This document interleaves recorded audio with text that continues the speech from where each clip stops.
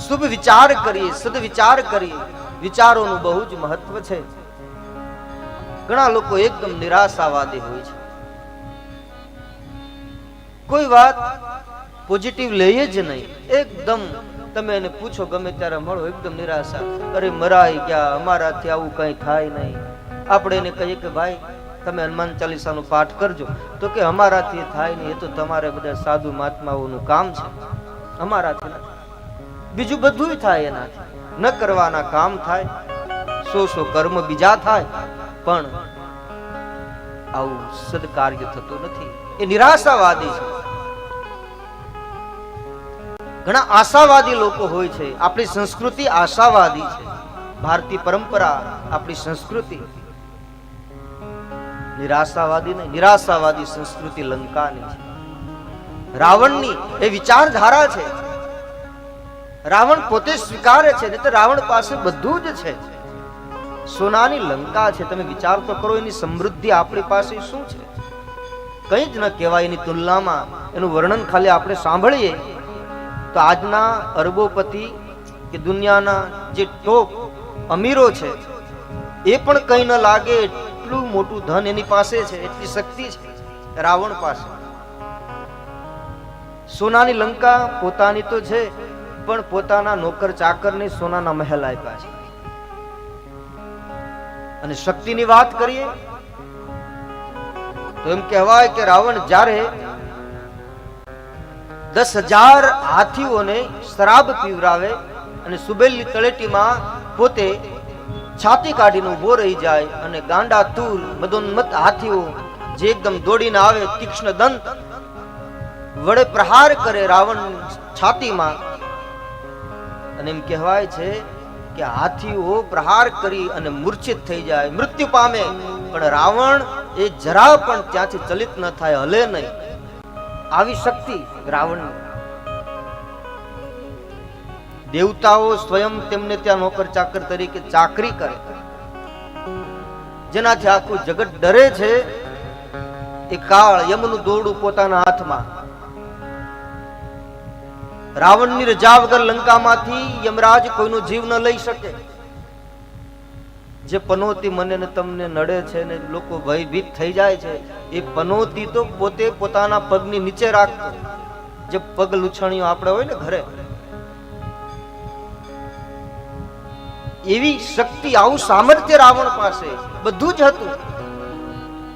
અને શાસ્ત્રજ્ઞ પણ હતો, વિદ્વાન હતો, કોઈ સામાન્ય નતો. ઉચ્ચ કુલીન હતો, પુલસ્ત્ય વંશ જ છે. પુલસ્ત્ય ઋષિના વંશમાં આવ્યો છે. શાસ્ત્રજ્ઞ. જટાટ વિગલ જ્વલ પ્રવાહ પાવિત સ્થલે કેવું સ્તોત્ર ગાયન કર્યું છે એમણે. પ્રકાંડ વિદ્વાન બધું જ હતું, પણ એના જીવનમાં કોઈ ગુરુ નહોતા, એના જીવનમાં કોઈ શુભ વિચાર નહોતા. એ નિષ્ફળ ગયોનું કારણ એ જ છે કે એના જીવનમાં કોઈ સદગુરુ નહોતા.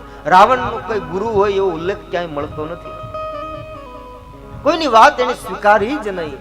અહંકારમાં, અભિમાનમાં પોતે જ પોતાની શક્તિ અને બળનો પ્રયોગ બધે કરે છે. પોતાને સર્વશ્રેષ્ઠ માનવા લાગ્યો.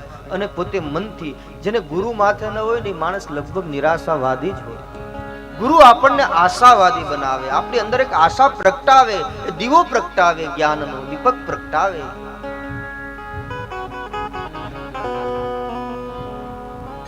રાવણ એકદમ પોતે મનથી સ્વીકારે કે મારાથી આ ભજન નહીં થાય. જ્યારે ખરદૂષણ ને ભગવાને 14,000 ની સૈન્ય સાથે જ્યારે મારી નાખ્યા, એનો ઉદ્ધાર કર્યો, પછી શૂર્પણખા જ્યારે ગઈ રાવણને સમાચાર આપ્યા, અને પછી રાવણ રાત્રિના સમયે એકાંતમાં વિચારે છે કે ખરદૂષણને જો મારી નાખ્યા હોય તો આ કોઈ સામાન્ય માણસ ન હોય, કોઈ માનવ ન હોય. મારા સમાન બળવાન, શક્તિવાન, સામર્થ્યવાન ખરદૂષણ છે, એને જો પ્રભુએ મારી નાખ્યા તો નક્કી હરિ અવતાર થઈ ચૂક્યો હશે. આ એને ખ્યાલ તો આવી જ ગયો હતો. પણ એકલો પોતે વિચારે છે કે આ મારા તામસી દેહથી હું કઈ ભગવાનનું ભજન નહીં કરી શકું. એમની સાથે યુદ્ધ કરી રણ મેદાનમાં હું સમ્રાંગણમાં પરમ ગતિને પામી જાઉં, આવો વિચાર કર્યો. યુદ્ધ કરીને મરવા તૈયાર થયો, પણ ભગવાનના શરણે શરણાગત થવા માટે તૈયાર ન થયો. કારણ કોઈ સદગુરુ નહીં, એના ઉપર કોઈ સદવિચાર નહીં, એકદમ નિરાશાવાદી કે મારાથી ભજન નહીં થાય. હોય ને ભજન હું તામસ દેહા, આ મારા તામસી દેહથી હું ભજન નહીં કરી શકું. લોકોનું કંઈક આવું છે. નિરાશાવાદી ક્યારેય બનવું નહીં, આશાવાદી બનવું. આ જગતમાં કંઈ અસંભવ નથી, કંઈ જ અશક્ય નથી. તમે જે વિચાર પ્રામાણિકતાથી સત્યનો સંગ લઈ અને કરો છો, એ વિચાર પરમાત્મા પૂરો કરે છે. પણ શુભ વિચાર હોવો જોઈએ. થવું ન થવું ફળની આશા તો ઈશ્વરના હાથની વાત છે, પણ વિચાર શુભ હોવો જોઈએ, શુભ સંકલ્પ હોવો જોઈએ, મનોરથ હોવો જોઈએ. શુભ મનોરથ ઈશ્વર પૂરું કરે છે.